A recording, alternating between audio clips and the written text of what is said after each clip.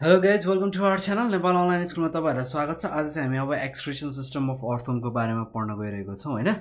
र यसको बारेमा हेर्दैछौँ है त। अब एक्सक्रिसन सिस्टम चाहिँ कसरी पर्फर्म हुन्छ भन्दाखेरि यो चाहिँ एउटा लामो थिन होइन कोइल ट्युब हुन्छ जसलाई चाहिँ हामी नेफ्रिडिया भनेर चिन्दछौँ है।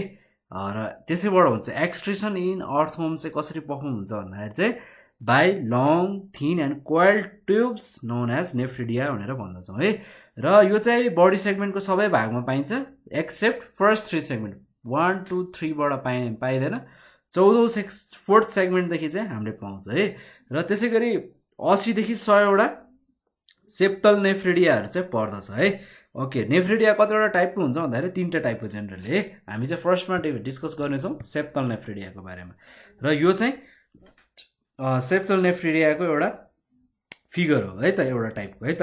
ओके, अब यसमा के हुन्छ भन्दाखेरि यो चाहिँ वेल डेभलप्ड हो। यसलाई चाहिँ के पनि भनेर भनिन्छ भन्दाखेरि टिपिकल नेफ्रिडियाको रूपमा पनि चिनिन्छ है। टिपिकल नेफ्रिडिया भनेर पनि चिनिन्छ है।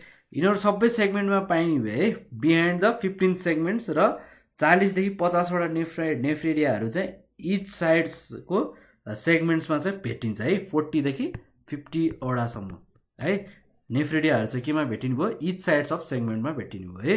त्यसै गरी 80 वटादेखि 100 वटा सेप्टल नेफ्रिडियाहरू फाउन्ड हुन्छ इन सेगमेन्ट्स भनेर भनिन्छ है। र नेफ्रिडियालाई चाहिँ के हुन्छ 3 भागमा डिभाइड गरिएको छ होइन।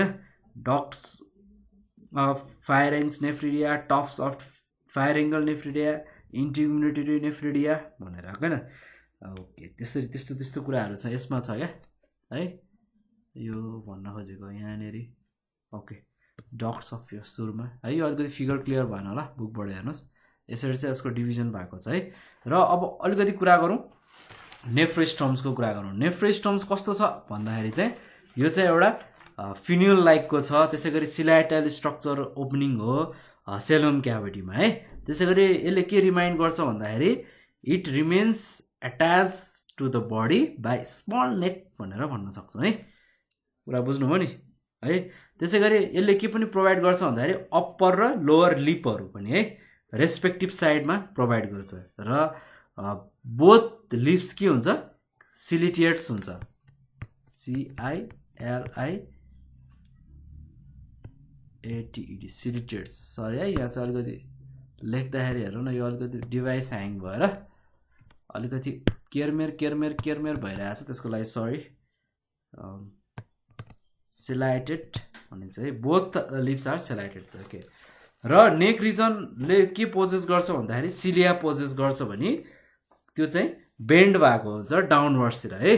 र यो चाहिँ कन्टिन्युस मुभमेन्ट्स भएको हुन्छ सिलियामा है। ओके, त्यही भएर नाइट्रोजेनिक सब्सटेन्सेसहरू पनि हुन्छ जसमा चाहिँ सिलोमिक फ्लुइड्सले चाहिँ एब्जर्भ गर्छ नेफ्रिडियमहरूलाई है। र थर्डमा बडीको कुरा गर्नु पर्दाखेरि चाहिँ यो चाहिँ कस्तो हुन्छ भन्दाखेरि बडीको कुरा गर्दैछौँ, यो चाहिँ ट्युबुलर पार्ट हो अथवा मेन ट्युबुलर पार्ट हो नेफ्रिडियाको है। जब चाहिँ कस्तो हुन्छ नि कोलाइड राउन्ड हुन्छ यसको एक्सिसमा है। र यसलाई चाहिँ 2 भागमा डिभाइड गरिएको हुन्छ, स्ट्रेट लोब र ट्विस्टेड लोब भनेर है। यसको फिगर पक्नुहोस् है त, म देखाउँछु तपाईँहरूलाई।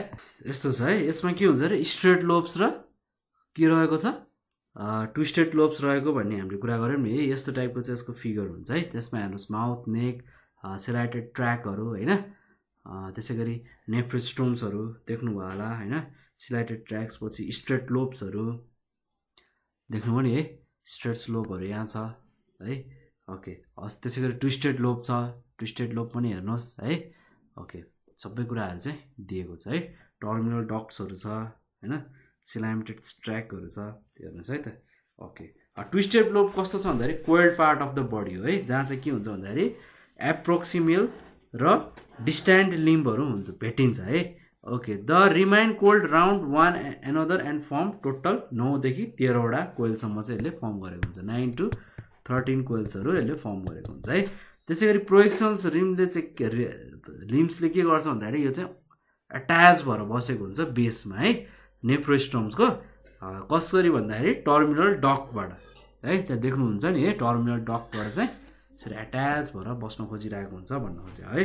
र टर्मिनल डक्टको बारेमा हेरौँ, on one end of nephridial tubes opens into the short and narrow tube जसलाई चाहिँ हामी के भन्छौँ टर्मिनल ट्युब भनेर भन्छ है एउटा एन्ड के हुन्छ नेफ्रिडियल ट्युब ओपन भएर बसेको हुन्छ सर्ट हुन्छ न्यारो हुन्छ त्यसैलाई हामी टर्मिनल डक्ट्स भनेर भन्दछौँ है okay all the terminal ducts के हुन्छ सेप्टेनल नेफ्रिडियाको ओपन सेगमेन्टमा हुन्छ जसलाई चाहिँ हामी स्पेटल एक्सक्रिटरी डक्ट्स भनेर भन्दछौँ है त्यसको रेस्पेक्टिभ साइडमा ओके र त्यसले के कलेक्ट गर्छ भन्दाखेरि एक्सक्रिटरी प्रोडक्ट्सहरू चाहिँ कलेक्ट गर्छ र ट्रान्सफर गर्छ सुप्रा इन्टेस्टाइनल एक्सक्रिटरीमा चाहिँ पठाउँछ है र अब अर्को हामी यसको थोरै यसको फिगर पनि हेरौँ है त एरेन्जमेन्ट अफ स्पेटल नेफ्रिडियाको देख्नुभयो नि यस्तो टाइपको चाहिँ यसको फिगर रहेको छ र एक्सक्रिटरी प्रोडक्ट्सहरू चाहिँ के हुन्छ ट्रान्सफर हुन्छ एलिमेन्टरी क्यानलमा र त्यसै गरी चाहिँ त्यो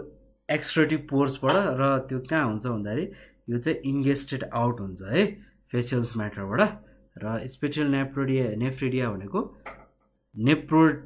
के अरे इन्डो नेफ्रिक भनेर नि भन्न सक्छ यसलाई है स्पेटल नेफ्रिडिया इज इन्डो नेफ्रिक भनेर हामी भन्न सक्छौँ है त यसको हेर्नु सबै फिगरहरू हेर्नुहोस् है प्रिपेयर गर्नुहोस् इन्टेस्टाइनहरू स्पेक्ट्रमहरू लेखाएको छ भेन्ट्रल भेस्युल्सहरू लेखाएको छ होइन अब हामीलाई चाहिँ यसको पर्टिकुलर टपिकमा रहेर चाहिँ 2 मार्क्स सरी त्यो सर्ट क्वेसनहरूमा चाहिँ सोध्छ क्या कहिलेकाहीँ यसको बारेमा अलिकति डिटेलमा हेर्नुहोस् है र ओके सेकेन्डमा हामी कुरा गरौँ हामी फ्यारेन्जियल नेफ्रिडियाको कुरा गरौँ फ्यारेन्जियल नेफ्रिडिया यो चाहिँ कहाँ भेट्छ भन्दाखेरि 3 पेयर्स अफ ग्रुपमा भेटिन्छ है यो चाहिँ कहाँ लोकेटेड हुन्छ भन्दाखेरि 4 4th 5th र 6th सेगमेन्टमा भेटिन्छ है र 2 डक्ट्स अफ नेफ्रिडिया चाहिँ कहाँ हुन्छ भन्दाखेरि 4औं र 5औं सेगमेन्ट्समा हुन्छ भने जुन चाहिँ ओपन भएर बसेको हुन्छ फ्यारिङ्समा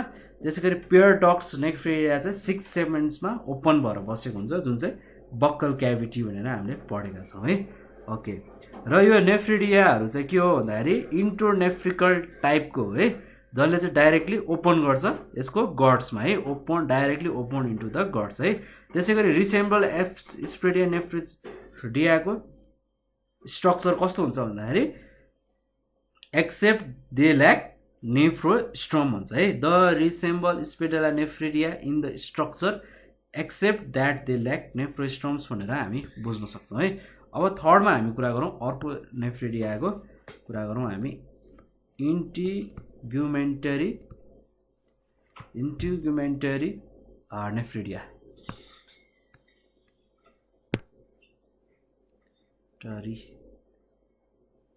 वाइ हो है इन्टिग्युमेन्टरी नेफ्रिडिया भनेर पढ्नु